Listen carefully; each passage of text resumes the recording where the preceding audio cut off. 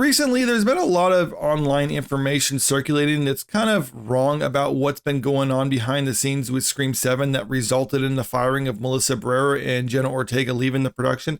And I think a lot of this can be chalked up to the fact that it was just kind of announced in a certain manner, so people just assume that's the timeline of events. But we're getting more and more information to suggest that's actually not what happened. And I'm just trying to clarify that for people who actually do care about what's going on with this movie. So this is coming from the Hollywood Reporter, and this is what it has to say. On November 21st, it broke that Spyglass had fired Melissa Berarra from the upcoming 7 Scream movie over social media posts that the company decision makers characterized as anti-Semitic. Sources note the firing actually came a month earlier. And I think I should point out too, just because they characterized them as anti-Semitic posts doesn't necessarily mean that they were anti-Semitic posts. I mean, Melissa Berarra did actually apologize for making these statements later on. But still, that's the reason cited for why they're firing. But I do have my doubts that's entirely the reason, and I'll get more on that in a moment. Before her firing, sources say her deal to return as Sam Carpenter, the lead character she introduced in 2022 Scream, had been finalized. It looks like Melissa Berarra did have a contract with the studio for Scream 7 prior to her being fired. But in the meantime, they're trying to also work to get Jenna Ortega on board for the 7th movie. But ultimately, that was not successful. I mean, this next paragraph actually even says, on November 22nd came the news that Berarra's on-screen sister, Jenna Ortega, had quietly exited the franchise months earlier.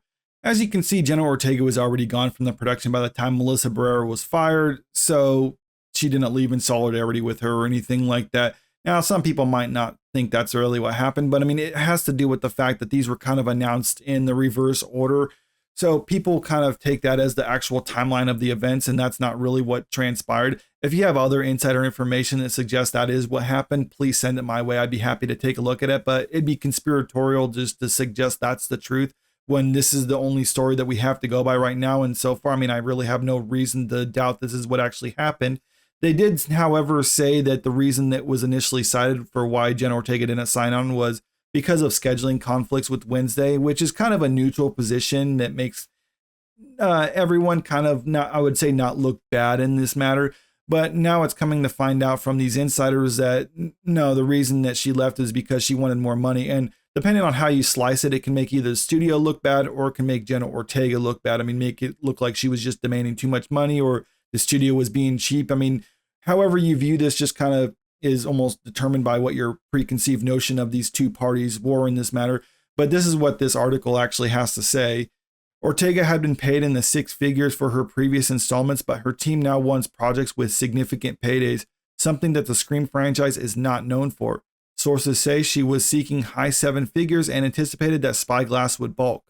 I'm not sure what they mean by the 7-figure range or the high 7-figure range. I take that as somewhere between $7 to $10 million that she was asking for, and that is quite a bit for the studio. Now, you can argue that she probably deserves that because the movie did pretty well. I mean, you look at the numbers. I mean, it grossed $168 million, nearly $169 million worldwide. So it did pretty good. So they're probably figuring like, yeah, you could afford to pay her a little bit more. And yeah, I agree with that to an extent that they can afford to pay her a little bit more. But I mean, you look at the production budget on that $35 million. So I mean, if they were giving her $7 million, that's 20% of the production budget. I mean, which is quite a bit for most movies. Now, the fact of the matter, they say that she anticipated that the studio would bulk. It kind of indicates to me that she really didn't want to work on Scream 7. So she was just kind of like, okay, I'll just throw out a high number. If they pay me that, great. If they don't, then okay, I can go back to working on Wednesday because that's ultimately what she cares more about. I mean, this article from Comic Book Resources kind of goes into a little bit of detail on it.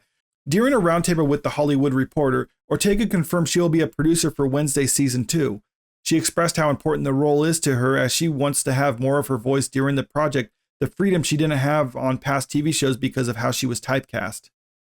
This is what I think happened with this situation. The studio was trying to renew both the girls' contracts, and they already renewed Melissa Berarra's contract and trying to work on Jenna Ortega's, but Jenna Ortega didn't want to work on Scream 7, so she's like, I'm just going to throw out a highball number. If they accept it, cool. If they don't, then I can continue working on Wednesday, which is ultimately what I really want to do. And the studio is like, well, no, we can't pay you that, so we're going to have to let you go. And then meanwhile, they're scratching their heads because they're like, well, we already hired Melissa Berarra, so now what are we going to do? Are we going to try to rework the script to only have her in this? And maybe they were trying to work on that for a while, but a lot of times in contract, there's also stipulations that if you fire someone, then you have to pay out a certain percentage of the contract or whatnot. but sometimes there's also stipulations. If they make comments that can like harm the reputation of the studio or whatnot, then they can fire them and incur significantly less or no penalty whatsoever. So I think she made comments that could almost be considered anti-Semitic. And they're like, we're going to use this as an excuse to get rid of her. And as a result, we don't have to pay out the contract or anything like that. And then meanwhile, the studio's like, well, it's not going to help us with the movie, but we could probably still turn a profit off of it if we keep the budget low. I mean, it's not going to be as successful as the last one, but I mean, it'll still be profitable. So that's the avenue I think they're going down. Jenna Ortega can continue working on Wednesday and be successful at that. And meanwhile, Melissa Berarra is the one out of the job. And to me, I mean, it's not a good situation, but at the same time, I mean, that's just kind of Hollywood. I mean, this was basically a game of musical chairs. You got 2 chairs, 3 parties involved with it. And Melissa Berarra was ultimately the one who was just left out.